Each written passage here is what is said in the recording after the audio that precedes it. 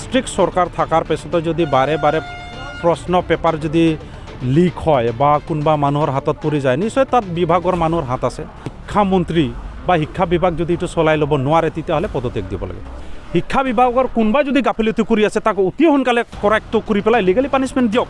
তেতিয়াহ'লে ভাবিম যে নিশ্চয় শিক্ষামন্ত্ৰীৰ ইয়াৰ একো দায় নাই আৰু শিক্ষামন্ত্ৰী সঁচাকৈ ষ্ট্ৰিক্ট হয় আৰু যিবিলাকে গাফিলতি কৰে সিহঁতৰ ওপৰত বিশেষ ব্যৱস্থা ল'ব পাৰে বুলি আমি ক'ব পাৰিম। নহ'লে শিক্ষা বিভাগ ব্যস্ত বুলি নকওঁ, নিশ্চয় শিক্ষা বিভাগৰ অলপ গাফিলতি আছে ক'ব লাগিব, যিহেতু ইমান ষ্ট্ৰিক্ট চৰকাৰ থকাৰ পিছতো যদি বাৰে বাৰে প্ৰশ্ন পেপাৰ যদি লিক হয় বা কোনোবা মানুহৰ হাতত পৰি যায় নিশ্চয় তাত বিভাগৰ মানুহৰ হাত আছে।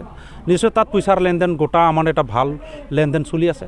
গতিকে তাত শিক্ষা বিভাগৰ একেবাৰে ফেলিয়াৰ আৰু তাত মানে গাফিলতি আছে। গতিকে শিক্ষামন্ত্ৰী বা শিক্ষা বিভাগ যদি এইটো চলাই ল'ব নোৱাৰে তেতিয়াহ'লে পদত্যাগ দিব লাগে, চিধা কথা।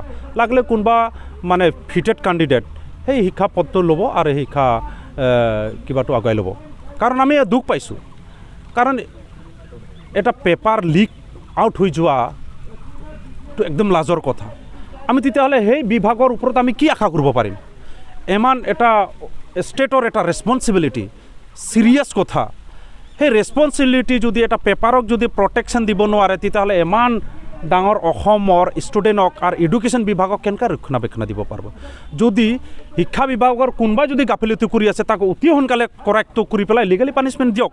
তেতিয়াহ'লে ভাবিম যে নিশ্চয় শিক্ষামন্ত্ৰীৰ ইয়াৰ একো দায় নাই আৰু শিক্ষামন্ত্ৰী সঁচাকৈ ষ্ট্ৰিক্ট হয় আৰু যিবিলাকে গাফিলতি কৰে সিহঁতৰ ওপৰত বিশেষ ব্যৱস্থা ল'ব পাৰে বুলি আমি ক'ব পাৰিম। নহ'লে আজি এনেকুৱা হৈ আছে, কালি তেতিয়াহ'লে ডুপ্লিকেট চাৰ্টিফিকেট লৈ পেলাই বহুত মানুহে মানে পাছ কৰা বুলি দেখাই দিব। তেতিয়াহ'লে আমাৰ যিটো ষ্টেণ্ডাৰ্ড আছে বা যিটো লেভেল আছে কোৱালিটি এডুকেশ্যন একেবাৰে জিৰ' হৈ যাব।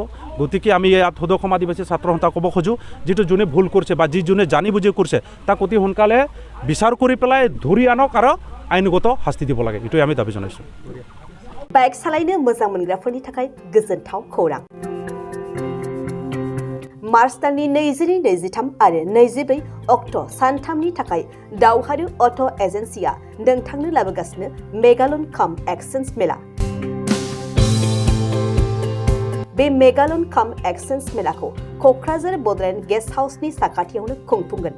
बे मेलायाव बारा नङा 14,999 रांसिमाव डाउन पेमेन्ट होनानै बाजाज कम्पानिनि गुबुन गुबुन बाइकफोरखौ ल'नाव लानो हागोन। एक्सचेन्ज खालामग्राफोरनि थाखाय एक्सचेन्ज ब'नासबो थागोन। बाइक सालायनायाव हमनो थाखाय बायगिरिया बेसेन लायालासे हेलमेटबो मोनगोन।